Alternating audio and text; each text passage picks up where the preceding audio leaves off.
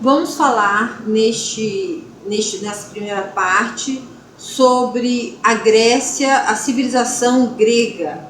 Então vamos falar sobre a Grécia e suas origens. Vamos aqui também ver as condições geográficas, os povos da Grécia Antiga, os períodos históricos e o período pré-homérico Creta. O mito do Minotauro, habitante de Knossos, na ilha de Creta, faz parte de um discurso negativo contra o animal que existe em cada ser humano e que precisa ser combatido pelo conhecimento, com a luz da sabedoria a guiar os passos do homem. A luz contra o Minotauro cretense é Teseu.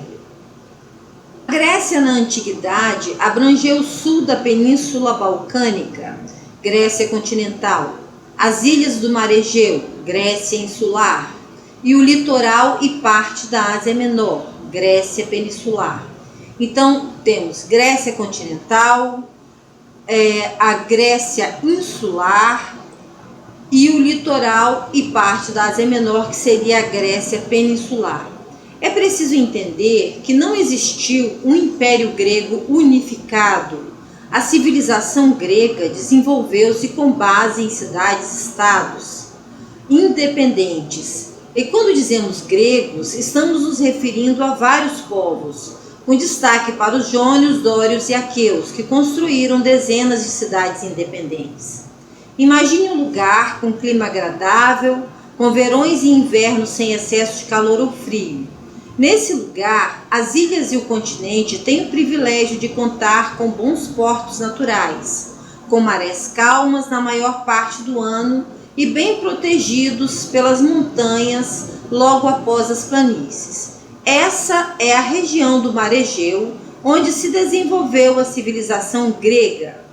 E não era o paraíso, porque boa parte do solo era árido e pedregoso, com poucas áreas de solo fértil. Então, com essas montanhas geladas, que formavam uma cadeia de montanhas ali, que garantia, na verdade, a proteção. Mas, logicamente, ela isolava as planícies, dificultando o comércio. Então, o que restou aos povos gregos? Restou explorar as facilidades marítimas de seu litoral, fazendo do mar sua principal fonte econômica, com destaque para a navegação no Mar Egeu e no Mediterrâneo Ocidental, onde a partir do século 8 a.C. há a fundação de diversas colônias, em especial no sul da Itália, região que ficou conhecida como Magna Grécia. Então, importante notar que nós falamos não de um povo, mas de povos gregos. Por volta de 1700 a.C., novas imigrações trouxeram para a região outros povos, entre eles os eólios na Tessália e os jônicos na Ática. Estes foram os fundadores da cidade de Atenas. Os dórios foram os últimos dentre os povos de grande importância na formação da Grécia Antiga a ocupar a região. Eram guerreiros por excelência, impuseram imigração aos povos que havia anteriormente chegado à região, com destruição da civilização micênica. Este processo de saída forçada pelos dórios ficou conhecido por Primeira Diáspora Grega. Para melhor estudarmos a história da Grécia Antiga, fizemos a opção de dividir em 5 períodos as fases de desenvolvimento, de plenitude civilizatória e crise. Então temos o período pré-homérico, que vai dos séculos 20 a 12 a.C., que nós chamamos de fase do povoamento. Temos o período homérico, que vai dos séculos 12 ao século 8 a.C., que está nas narrativas poéticas Ilíada e Odisseia. Temos o período arcaico, que vai do século 8 ao século 6 a.C., é com a formação das polis. Temos o período clássico, que vai do século 5 ao século 4 a.C., é a fase do apogeu das polis. Temos o período helenístico, que vai do século 4 ao século 1 a.C., e é a fase da decadência das polis e o domínio macedônico, onde eles serão dominados pelos macedônicos. Então, vamos falar agora sobre o primeiro período, então o período pré-homérico. Falarmos de Creta. O que foi Creta? Creta foi na maior ilha do Mar Egeu. A ilha de Creta, foi ali que ela se desenvolveu. Era uma das mais brilhantes civilizações da antiguidade, a civilização minoica. Então, retomando, foi na maior ilha do Mar Egeu, a ilha de Creta, que se desenvolveu uma das mais brilhantes civilizações da antiguidade. Que civilização era essa? A civilização minoica. E denomina-se civilização minoica por causa da lenda do Minotauro, entendeu? Então, essa lenda do Minotauro deu origem a esse nome. Então, essa civilização minoica, também conhecida como civilização cretense, porque é de Creta. O seu auge, o apogeu, deu-se por volta do ano 2000 a.C. e teve uma duração aproximada de 4 séculos. Então, que durou até o ano de 1600 a.C. Bom, nesse período, a sua capital, Knossos, teria uma população próxima a 100 mil habitantes, com grande movimentação comercial e cultural.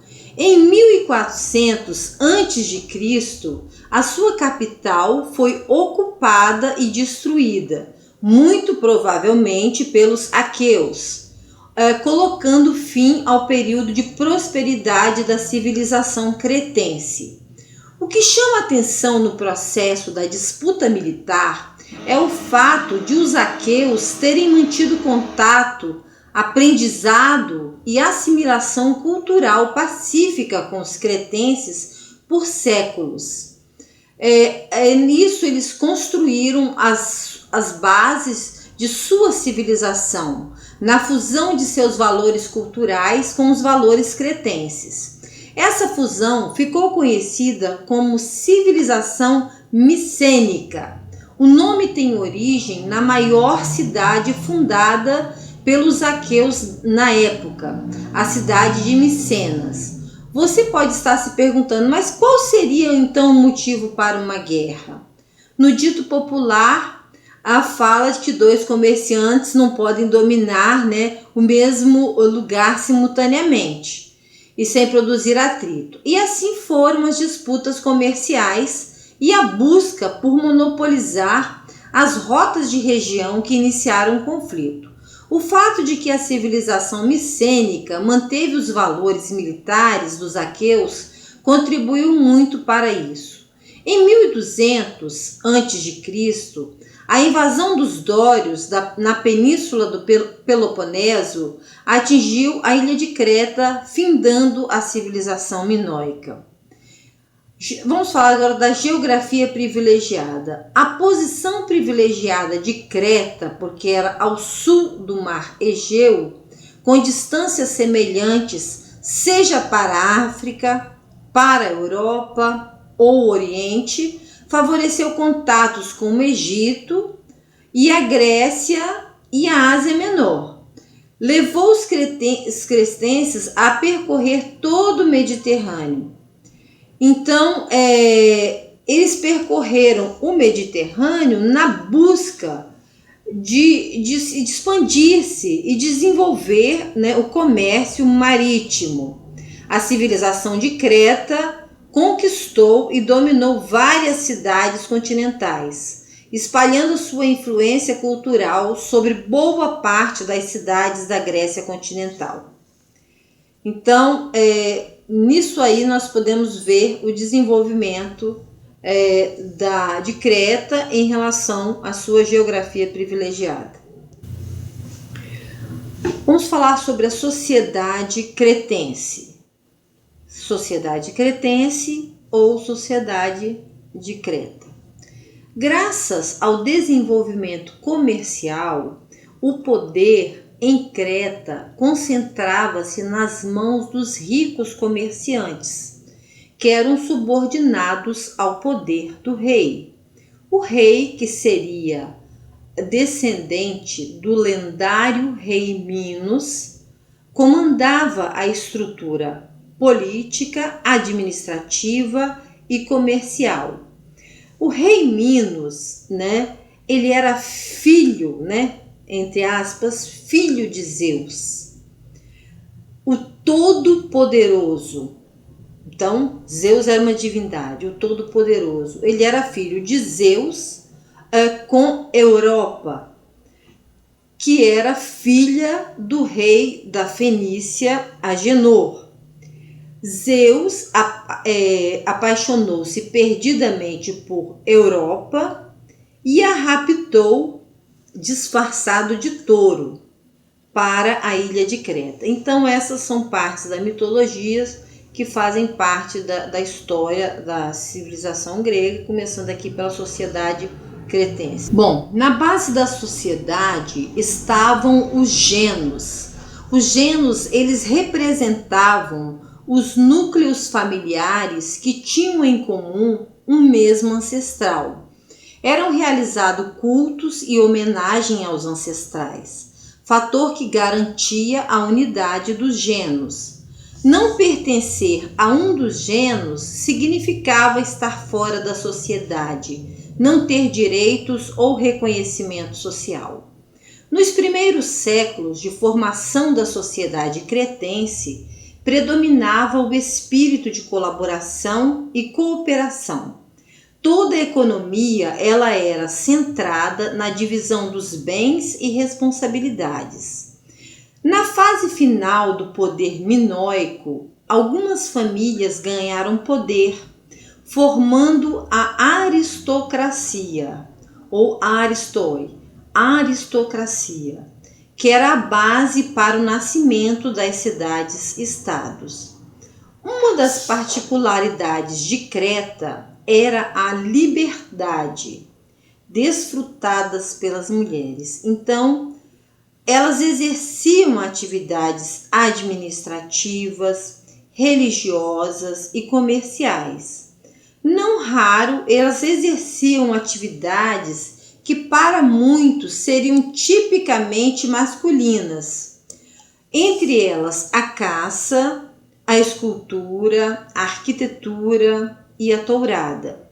Muito provavelmente, graças à forte presença feminina na sociedade, a principal divindade cretense era a Grande Mãe.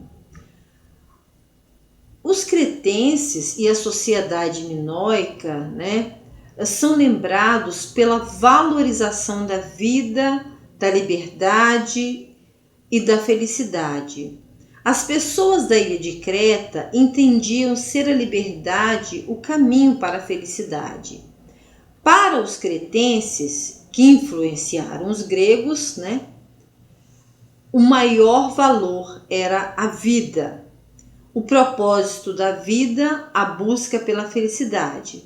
Foram os gregos os responsáveis por construírem primeiramente as bases da sustentabilidade para a felicidade, com base em valores e virtudes.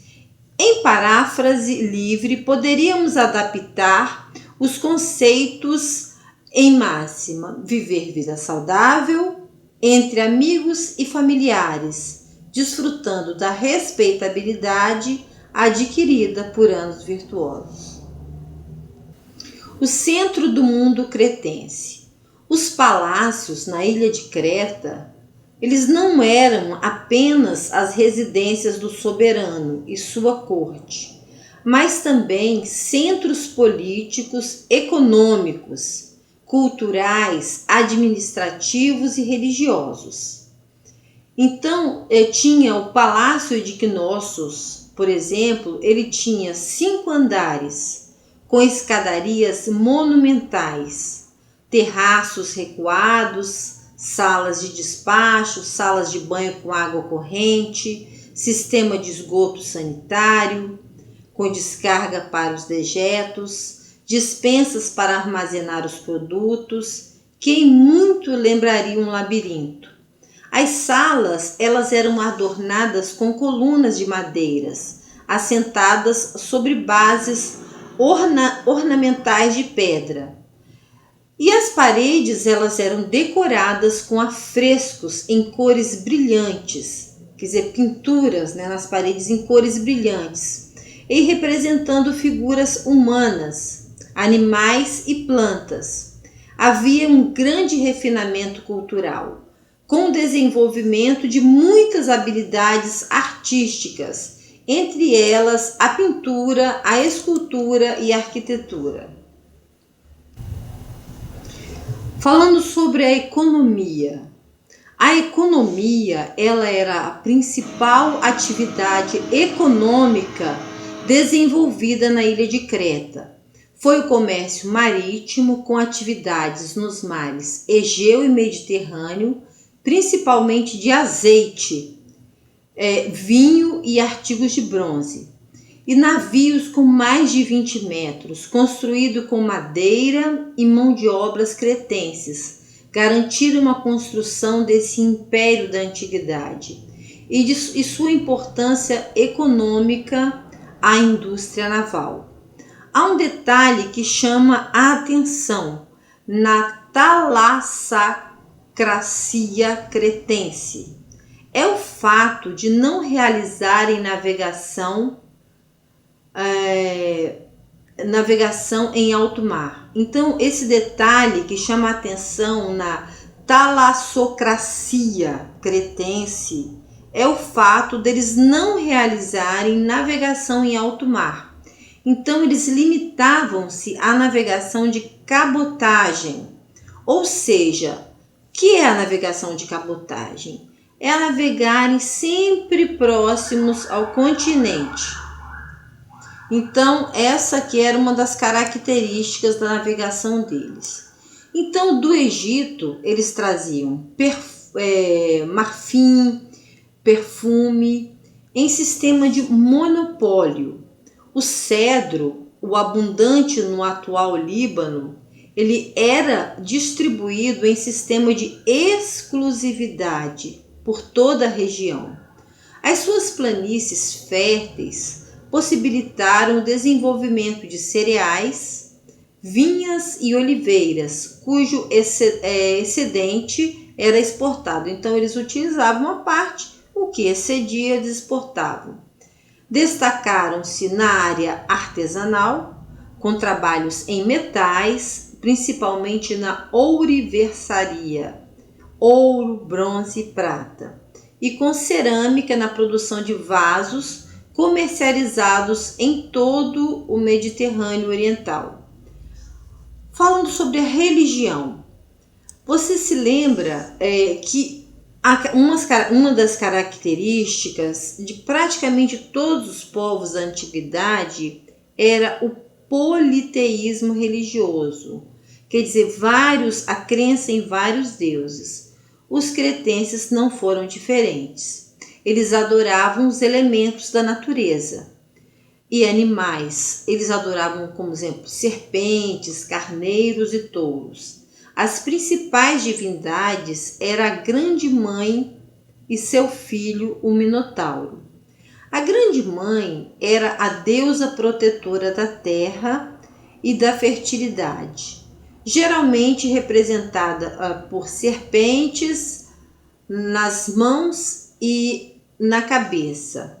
E o leopardo era o símbolo do controle da natureza. As práticas religiosas aconteciam nas capelas dos palácios ou em cavernas, pois não existiam templos destinados a grandes cultos.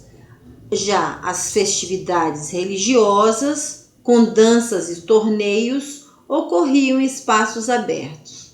Então, praticamente o que a gente tinha que falar aí sobre esse início aí, sobre Creta, e vamos ficando por aqui, e espero que vocês tenham gostado, e vamos nos ver no próximo vídeo. Muito obrigada.